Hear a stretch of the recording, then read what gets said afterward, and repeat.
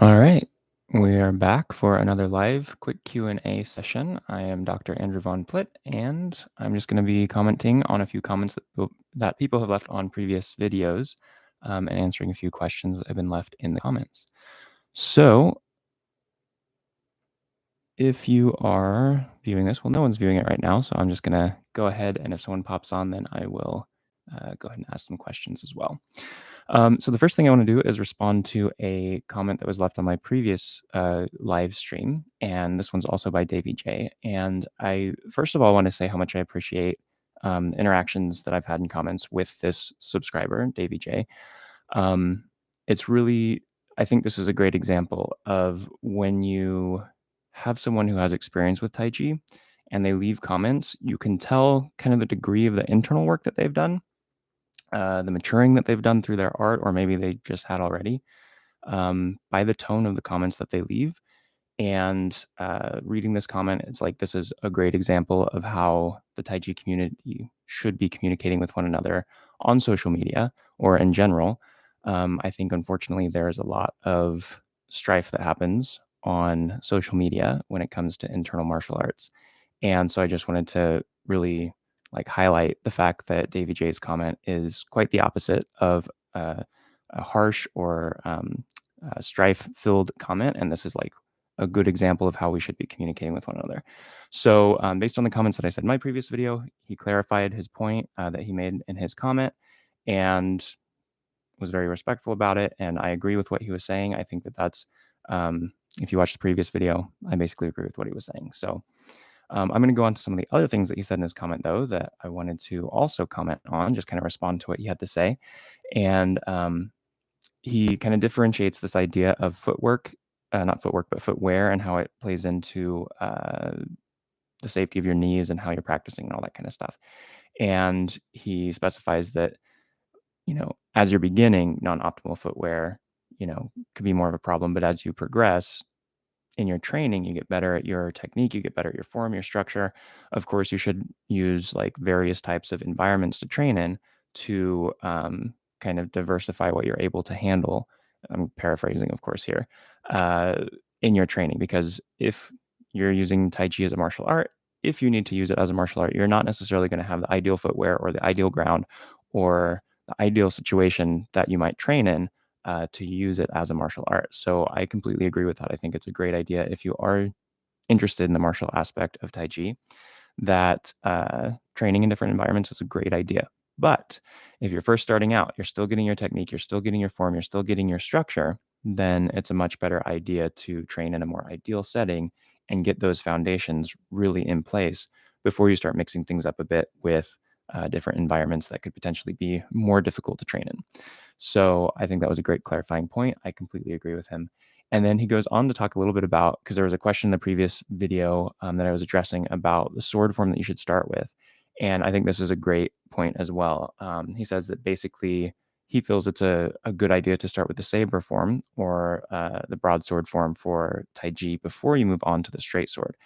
And that's a very traditional way of approaching it. And I completely agree. I think that if you're going to do a sword form, uh, if you're going to learn both, then you should learn the saber form first and then move on to the straight sword. I didn't really think of that when I was answering the question from the previous video, and I basically was talking about straight sword forms, which one you should start with that. But I completely agree that if you're open to doing the saber form too, if you're wanting to do a more traditional approach to your learning, and you're wanting to be able to develop more short weapon skills, more foundational skills before you move on to more complex skills, starting with the saber form is definitely the way to go. Getting those basic saber short weapon skills down before you move on to the straight sword. 100% agree. So anyway, David J, I really appreciate your comments. I appreciate the tone that you have in your comments. I appreciate the experience that you share in your comments. So thank you for your comments. Keep it up. And thank you for subscribing and watching my videos. I appreciate it.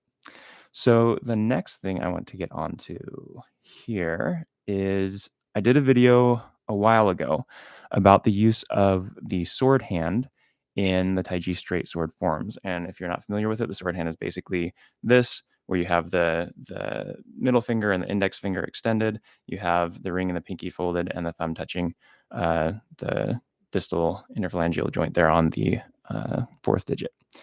So in that video, I basically am talking about the use of that with the sheath of the sword or the scabbard of the sword, and how this is kind of a placeholder for that. And I don't actually remember if I specified this or not, but someone left a comment. The user's name is How Zany, and that's a great username.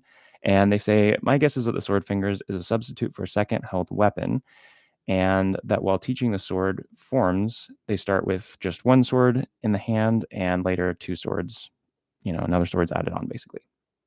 So yeah, that's totally like reasonable. Um, I may not have said this in my previous video about the sword fingers, but really it's a placeholder. You're absolutely right about that. What it's the placeholder for can be kind of anything you can get your hand on. And that was one of the big points of that video, was when you're doing the sword form and you have that sword finger hand posture, sword finger hand posture. Um, the way that you move that hand is really simulating how you would move that hand if you had something in it, and you're using that more as something that you use to deflect things, or something that you use kind of as a backup, shield between you and your opponent's weapon. And so, yeah, you're absolutely right. It could be a second sword. It could be just the scabbard, like I talked about in the video. It could be a knife. It could be a stick that you pick up from the ground. The idea is you just don't want to leave that hand completely empty if you have the option of having something in it, because that other something can help be another barrier, like I said, between you and your opponent's weapon. So I agree. It could be another sword. Could be anything. So good observation. Good question. So those are the main comments that I was wanting to mention today. And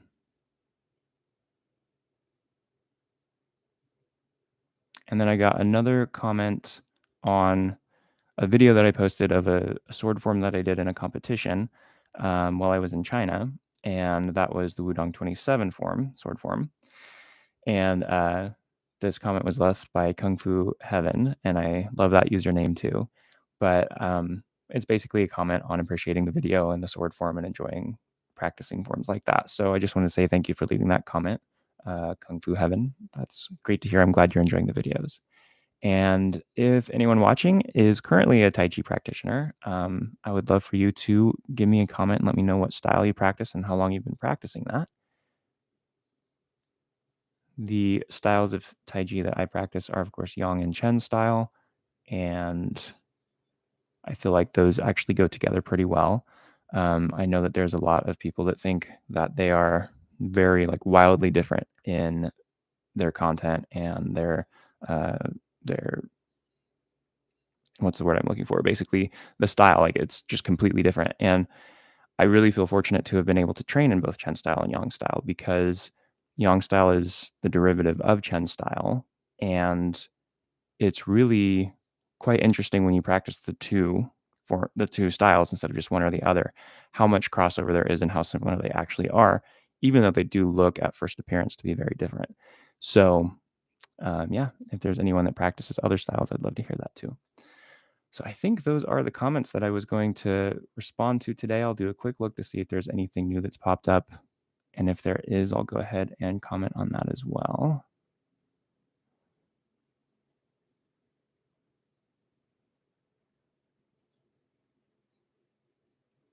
Okay, so a user named Richard Sadler left a comment on my Qigong Basics number 4 video. It's talking about the standing post Qigong.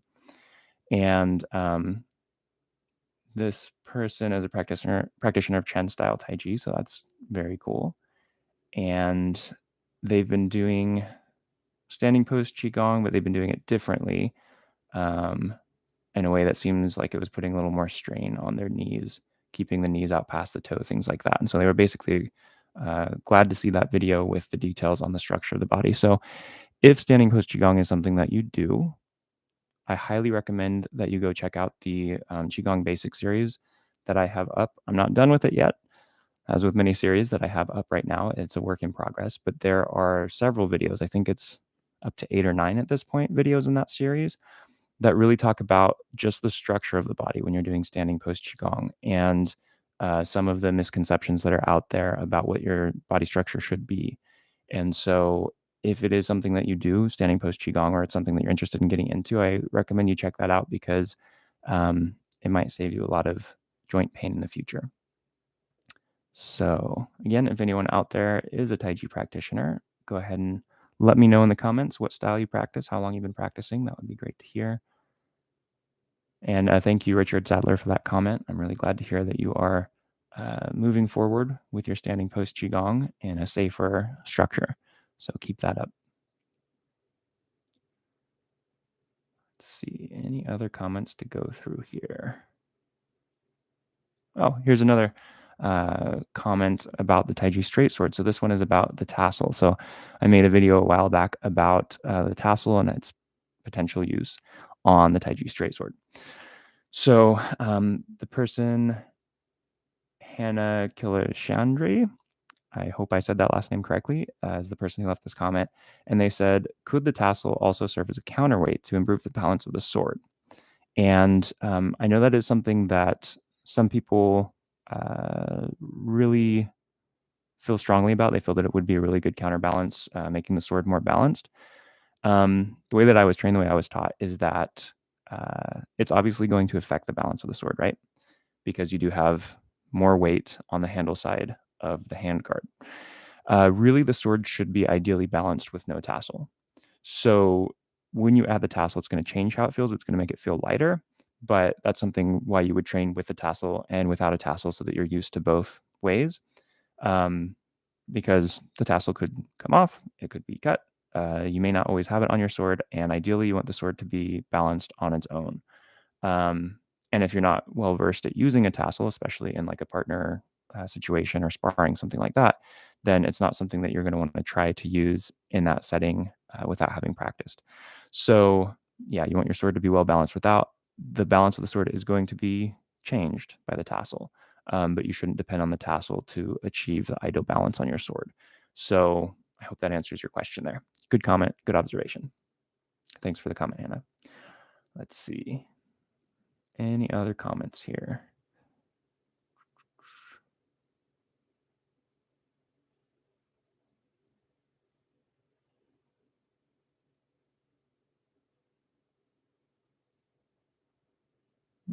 Mm-mm.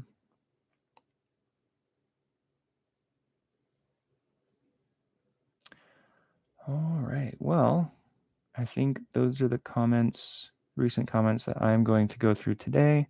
I don't see any new comments, and there are no comments on the live stream today. So I'm going to wrap this up pretty soon here and move on with my day and allow you all to move on with yours.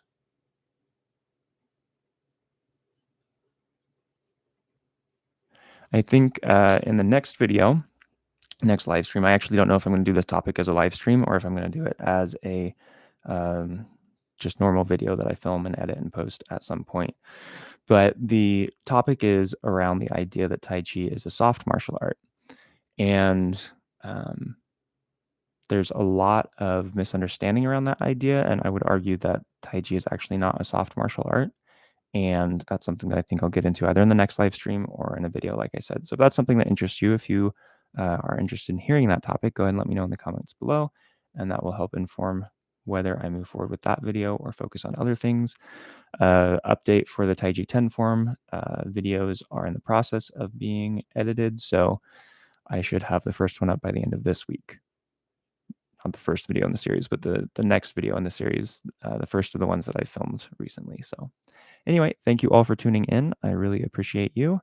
Appreciate your interest in Tai Chi and Qigong and your enthusiasm about these things.